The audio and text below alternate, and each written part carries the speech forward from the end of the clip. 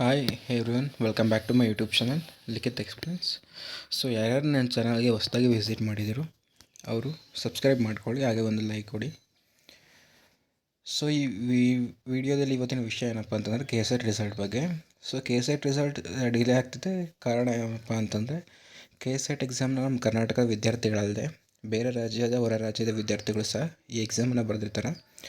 So ಆ ಸ್ಟೇಟಲ್ಲಿ board result announce ಆಗಿರೋದು ಸ್ವಲ್ಪ ಲೇಟ್ ಆಗಿದ್ದ ಕಾರಣ ರಿಸಲ್ಟ್ಸ ಡಿಲೇ ಆಗ್ತಿದೆ. ಮತ್ತು ಈ ಸತಿ ಸೆಕೆಂಡ್ ಇಂಪ್ರೂವ್ಮೆಂಟ್ ಟೈಮ್ ಬರಿತೀವಲ್ಲ, ಸೆಕೆಂಡ್ ಇಂಪ್ರೂವ್ಮೆಂಟ್ ಎಕ್ಸಾಮ್ ಬರಿತೀವಲ್ಲ, ಅದ್ರ ಮಾರ್ಕ್ಸ್ನ ಕೌನ್ಸ್ಲಿಂಗಿಗೆ